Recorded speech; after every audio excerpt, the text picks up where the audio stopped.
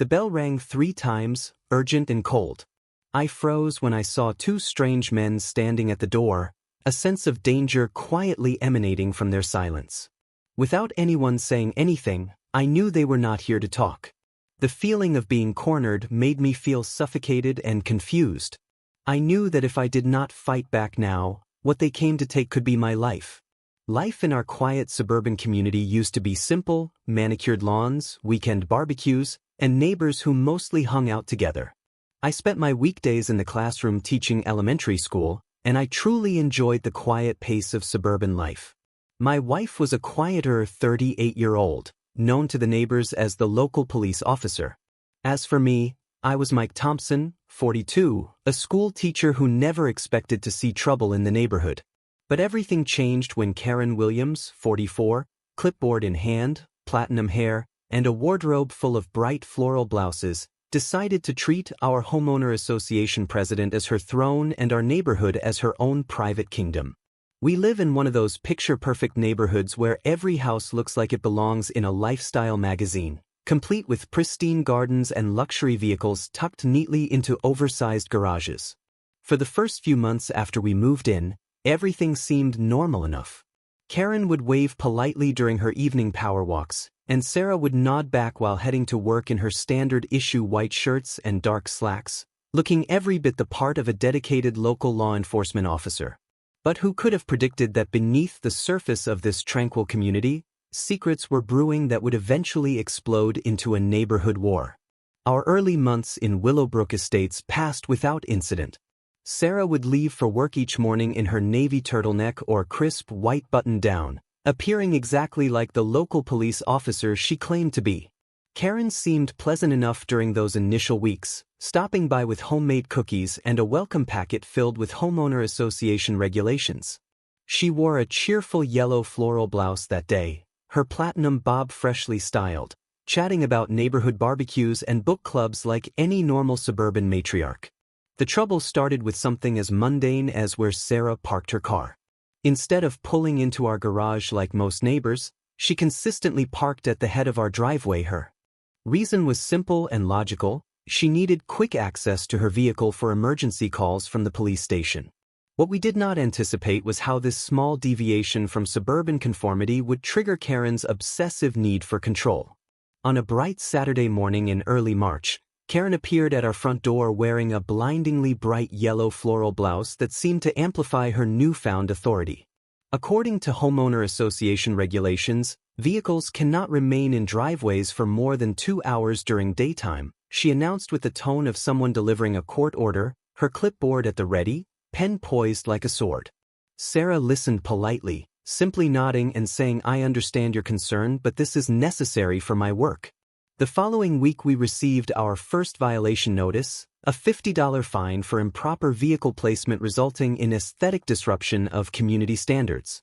Sarah read the citation, chuckled softly, and made an observation that should have been my first clue about her real capabilities. Interesting interpretation of municipal parking law. She has obviously never dealt with federal parking regulations.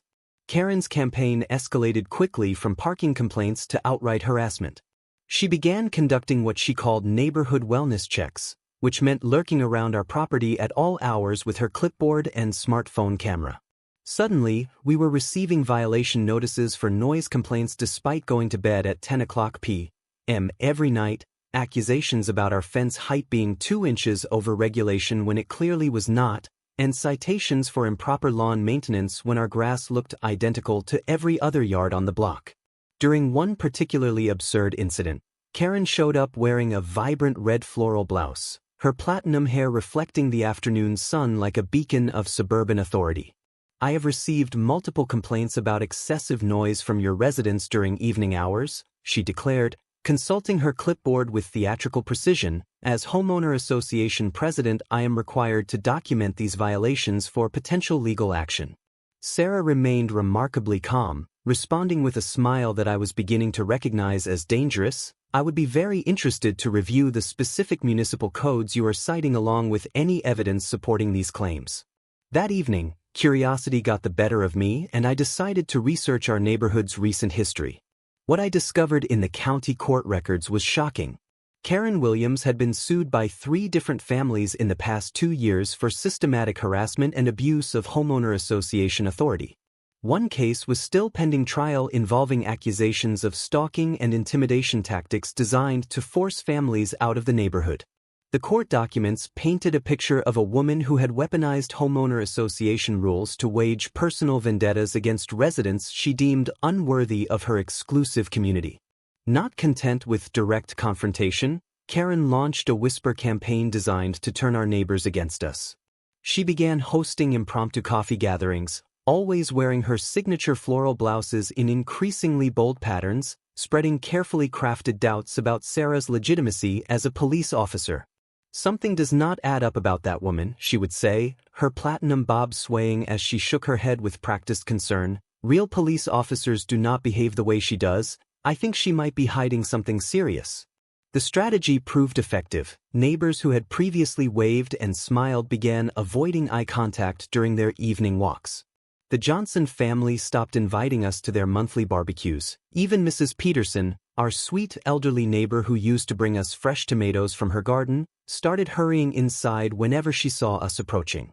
Karen had successfully isolated us using nothing more than strategic innuendo and community social pressure. The monthly homeowner association meeting in March marked Karen's boldest move yet. She arrived wearing a forest green floral blouse, her platinum hair styled in perfect waves, ready to deliver what she clearly considered a decisive blow. Standing before 40 assembled neighbors in the community center, she launched into a prepared speech that sounded more like a prosecutor's closing argument than a community update. "The Thompson family has violated 12 separate community standards in the past 2 months, she announced, consulting her clipboard with theatrical precision. These include improper vehicle placement, noise violations, aesthetic disruptions, and failure to comply with landscaping requirements. As your elected president, I believe it is time to discuss whether this family truly belongs in a community that values harmony and mutual respect." The room fell silent as Karen's words hung in the air like an ultimatum. Several neighbors shifted uncomfortably while others nodded in apparent agreement with her assessment. Sarah sat quietly through the entire presentation, her hands folded calmly in her lap, wearing one of her typical navy turtlenecks. When Karen finished and asked if anyone had questions, Sarah simply smiled and said, "I appreciate your thorough documentation, Karen. It will be very useful for future reference." After that humiliating public spectacle, I expected Sarah to be upset or at least frustrated by Karen's escalating attacks. Instead, she seemed almost amused by the situation. That evening I found her in our home office, making phone calls with a level of authority I had never witnessed before. "Yes, I need a complete background check on Karen Williams," she said into her phone, her voice carrying a tone of absolute command. "Include financial records, legal history, and any federal database flags. I will send my authorization codes within the hour." I stood in the doorway, suddenly realizing that my wife's capabilities extended far beyond what any local police officer would possess.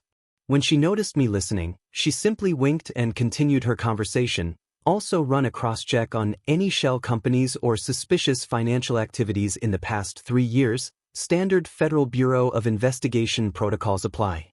Karen's campaign reached its peak the following Tuesday when she appeared at our front door with 2 unfamiliar men in cheap suits, introducing them as security consultants.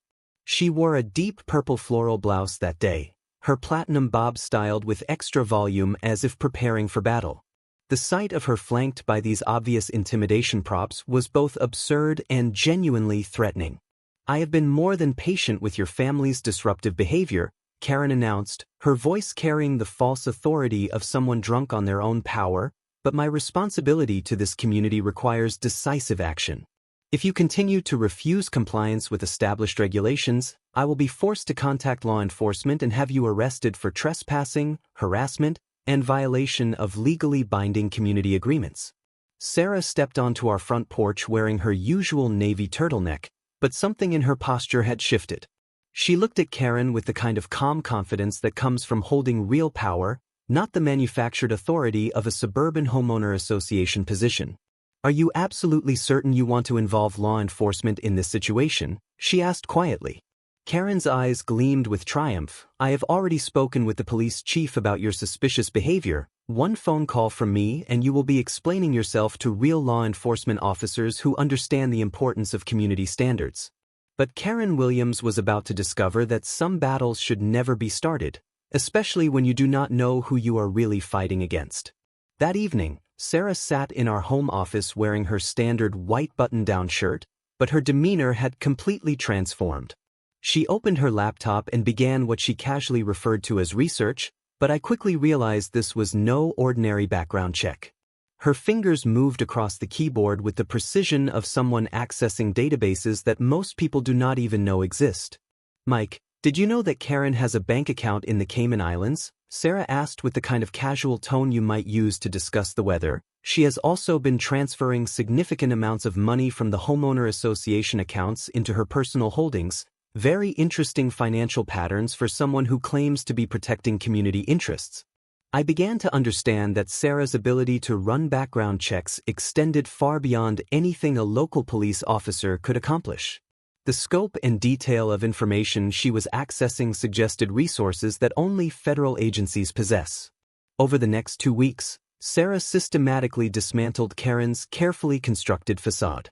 She discovered that Karen had embezzled over $45,000 from homeowner association funds using fake invoices for non-existent community improvement projects.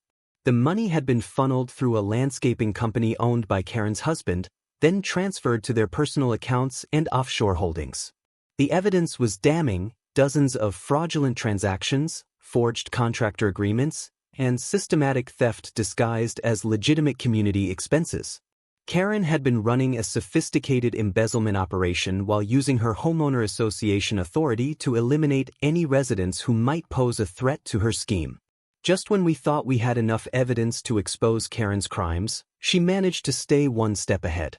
During an emergency homeowner association meeting, Karen announced that all community financial records had been accidentally deleted due to a computer malfunction. She wore a bright orange floral blouse that day, smiling with the confidence of someone who believed she had covered her tracks. "Unfortunately, we will need to start fresh with our record keeping," Karen announced to the assembled residents, her platinum bob catching the fluorescent lights of the community center. "I have already contacted our insurance company about the data loss and will be implementing better backup systems going forward." Her performance was convincing enough to satisfy most neighbors who had no reason to suspect that their homeowner association president was systematically robbing them while maintaining the pretense of community service. Just when it seemed like Karen had successfully destroyed the evidence, Tom Martinez, our homeowner association treasurer and neighbor from across the street, secretly contacted us. Tom had been quietly documenting Karen's suspicious activities for months, maintaining backup copies of all financial records despite her orders to delete them. "I cannot stand watching her steal from our community anymore," Tom confided during a late-night meeting in our kitchen. "She has been threatening to fire me if I do not cooperate with her cover-up, but I have been keeping copies of everything on a separate drive." He handed us a USB device containing comprehensive financial records that exposed the full scope of Karen's embezzlement operation. Tom's evidence was exactly what we needed to build an airtight case against Karen's systematic theft and abuse of authority. Our celebration was short-lived. The following weekend, Karen appeared at our front door wearing a deep burgundy floral blouse, her platinum hair styled in perfect waves, smiling with the satisfaction of someone holding all the cards. "I understand you have been receiving some interesting documents from Tom Martinez," she said, her voice dripping with false sweetness. We realized immediately that Tom had been playing both sides, reporting our investigation back to Karen while pretending to help us gather evidence. The USB drive contained carefully crafted false information designed to discredit our accusations while making us appear like conspiracy theorists spreading unfounded rumors about a respected community leader. Karen had manipulated Tom into becoming her double agent, feeding us fake evidence while keeping her informed about our every move. We were back to square one, except now Karen knew we were actively investigating her criminal activities. But Sarah's response to this setback revealed just how much I had underestimated my wife's capabilities. Instead of showing frustration or defeat, she simply laughed and made a phone call that changed everything. "This is Director Thompson. I need to activate a financial crimes task force for a domestic investigation. Yes, I am sending the authorization codes now. Sarah revealed that she had been conducting a parallel investigation using Federal Bureau of Investigation resources, completely independent of anything Tom Martinez had access to. Federal agents had been monitoring Karen's financial activities for weeks, building a comprehensive case that included wire fraud, money laundering, and racketeering charges that could result in decades of prison time. She also introduced me to our real ally, Jennifer Park, a federal prosecutor who lived just 3 blocks away and had been working with Sarah to gather evidence that would stand up in federal court. Jennifer had been documenting Karen's pattern of harassment and intimidation while building the legal framework necessary to bring serious criminal charges. The decisive evidence came from an unexpected source, Karen's own security cameras. Sarah had gained access to the system and recorded Karen's private conversations with other homeowner association board members, capturing detailed discussions about embezzlement, money laundering, and plans to systematically eliminate undesirable families from the neighborhood. In one particularly damning recording, Karen explicitly discussed her strategy for using harassment and intimidation to force out residents she considered beneath the community's standards, while simultaneously explaining how she had been stealing homeowner association funds to finance her own lifestyle improvements. The recording provided everything needed for federal prosecution, clear evidence of criminal intent, detailed descriptions of ongoing illegal activities, and proof that Karen's abuse of authority was part of a larger pattern of organized crime.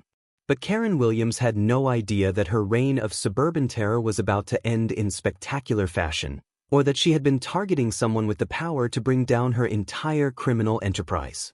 Sarah proposed a special emergency homeowner association meeting to address all community concerns and resolve ongoing disputes. Karen eagerly agreed, believing this would be her opportunity to publicly humiliate our family and cement her authority over the neighborhood. She arrived wearing a golden yellow floral blouse, her platinum bob professionally styled, radiating the confidence of someone preparing to deliver a knockout blow. The community center was packed with over 60 residents, the largest attendance in the neighborhood's history. Karen had spent the previous week rallying support, convinced that public opinion would vindicate her campaign against our family and strengthen her position as the community's protector. Sarah began the presentation wearing her typical white button-down shirt, but her presence commanded the room in a way I had never witnessed before. She started with a simple question that immediately put Karen on the defensive. I would like Karen to explain the $15,000 expenditure for community pool renovation last September, considering our neighborhood does not have a community pool. Karen's confident smile faltered slightly, but she recovered quickly. That represents preliminary planning costs for a future amenity that will benefit all residents. Her response sounded rehearsed, but cracks were already showing in her composure. Interesting, Sarah continued, projecting financial documents onto the large screen at the front of the room. I would also like an explanation for the $30,000 payment to Green Valley Landscaping, a company that appears to be registered under your husband's name, for services that were never actually performed. The room erupted in murmurs as neighbors began to grasp the implications of what they were seeing. Karen's face flushed red, but she maintained her defensive stance. I selected the most qualified contractor available, and all work was completed according to specifications. Sarah's third revelation destroyed any remaining credibility Karen might have possessed. These are bank records showing systematic transfers from homeowner association accounts to your personal holdings, totaling $78,000 over 14 months. Would you like to explain how? Community funds ended up in your private bank account. Faced with undeniable evidence of her crimes, Karen completely lost control. She stood up abruptly, her golden yellow blouse now damp with perspiration, and pointed an accusatory finger at Sarah. This is nothing but slander and harassment. I refuse to be attacked by someone who is not even a real police officer. I am calling the police right now to have this imposter arrested. Karen actually dialed 911 while standing in front of the entire community, screaming into her phone, I need officers here immediately to arrest someone who is impersonating a law enforcement officer and making false accusations against a community leader. When the police arrived 15 minutes later, Karen triumphantly pointed at Sarah and declared, "That woman has been pretending to be a police officer to intimidate and threaten me. I demand you arrest her immediately for impersonation and harassment." Sarah calmly stood up, her white button-down shirt and simple ponytail making her appear completely unremarkable to casual observation. She reached into her wallet and presented her credentials to the responding officers. "I am Sarah Thompson, Director of the Federal Bureau of Investigation. I am here in a personal capacity to address criminal activities in my own neighborhood." The entire room fell into stunned silence. Karen's face went completely white as the magnitude of her mistake became clear. She had been systematically harassing and threatening the highest-ranking law enforcement official in the country, someone with the authority to authorize federal investigations and prosecutions.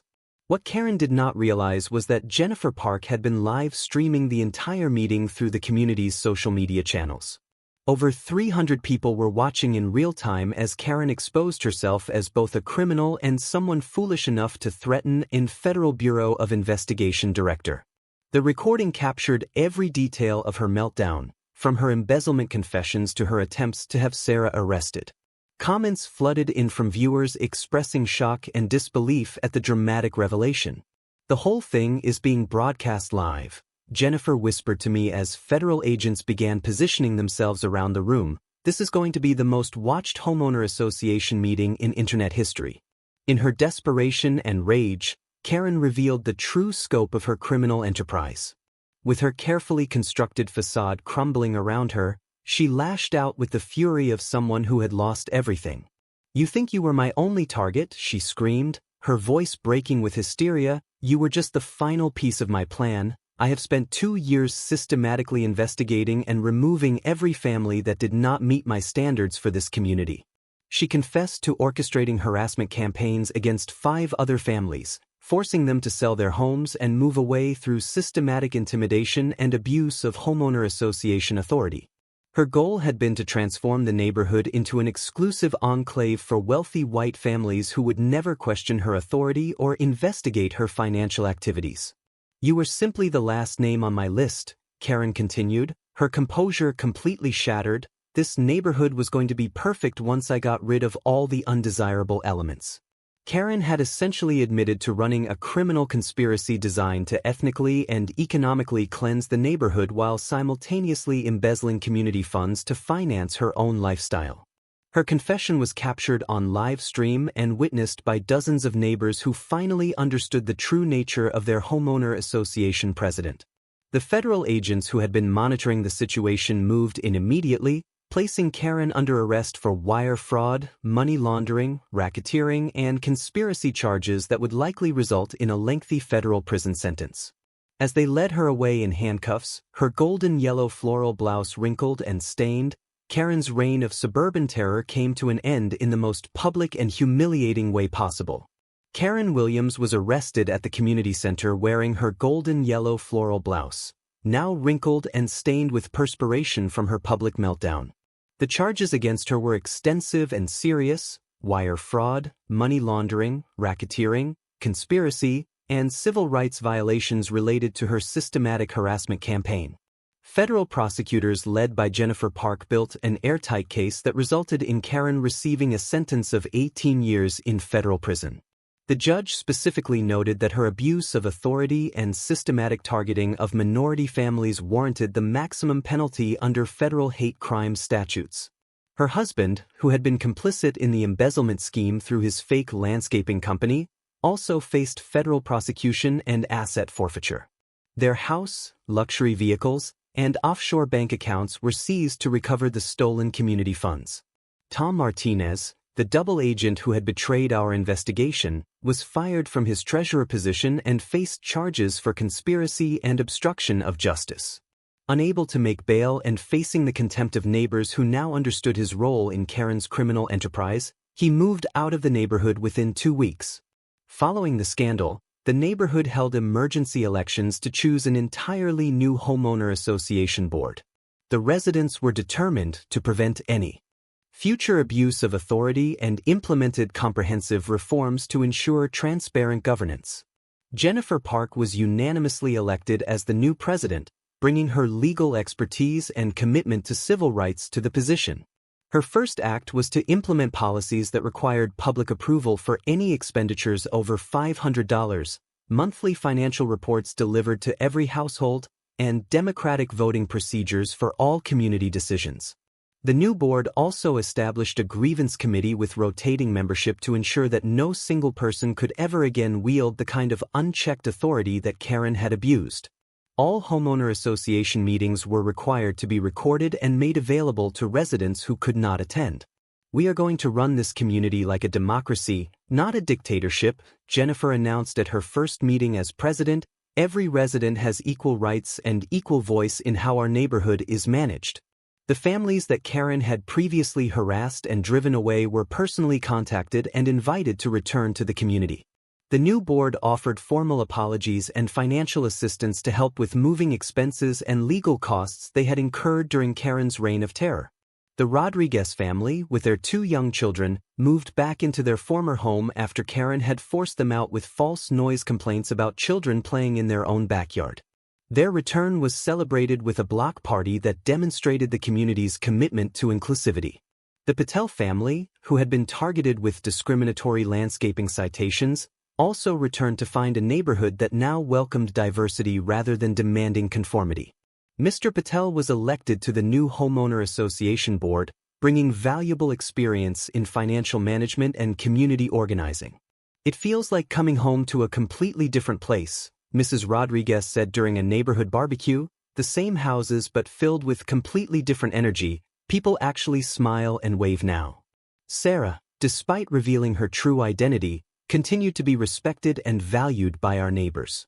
The revelation that we had been living among the Federal Bureau of Investigation director created initial shock, but residents quickly came to appreciate having someone of her stature and integrity as part of their community.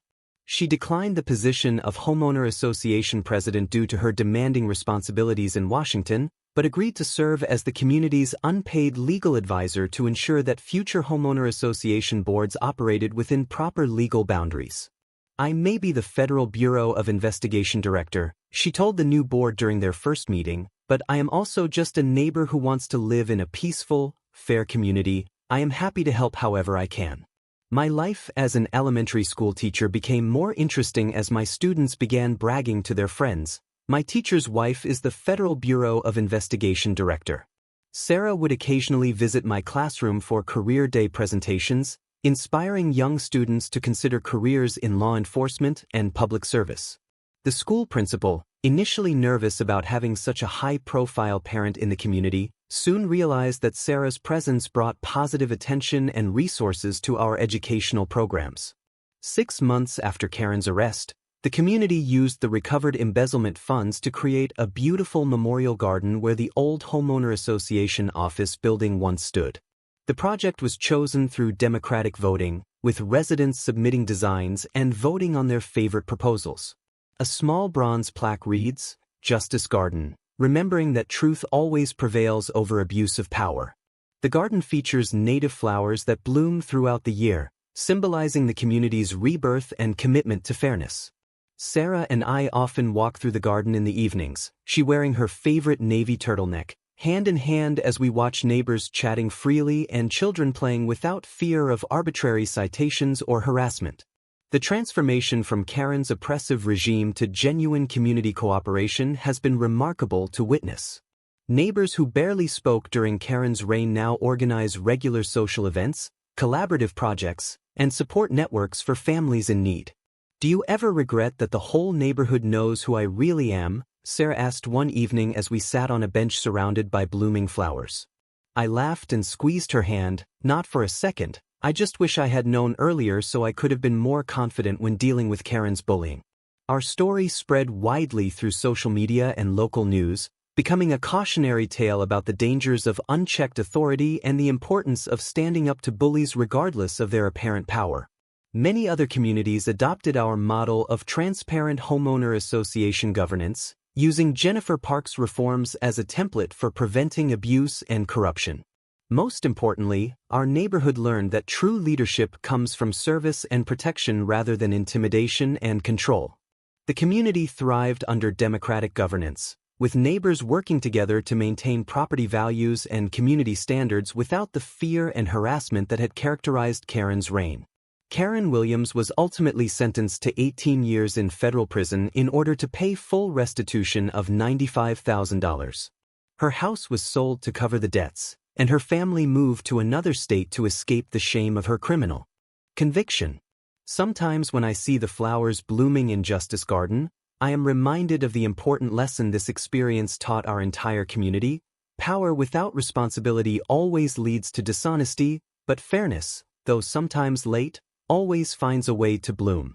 In this case, it bloomed as beautifully as the flowers that now grow where Karen's rule of fear once took root. That night, Sarah parked her car at the head of our driveway as she always did, ready to respond to any emergency calls from Washington, but this time, instead of complaints and fines, several neighbors stopped by to ask if they could park their own cars the same way for their work needs. Mrs. Peterson, no longer afraid of Karen's revenge, brought us a basket of fresh tomatoes from her garden and thanked us for having the bravery to stand up to the neighborhood bully. "I never realized how afraid I had become," she admitted. "Karen made us all afraid to live normal lives in our own homes." Sometimes when I see the flowers blooming in Justice Garden, I am reminded of the important lesson this experience taught our entire community. Power without responsibility always leads to dishonesty, but fairness, though sometimes late, always finds a way to bloom. Karen Williams was finally required to pay back the full amount of $95,000 in addition to her prison sentence. Her house was sold to cover the debts, and her family moved to another state to escape the shame and bad name of her criminal conviction. In this case, fairness bloomed as beautifully as the flowers that now grow where Karen's rule of fear once took root, showing that even the most deeply fixed wrong can be removed when good people refuse to be scared by bullies with clipboards and fake power.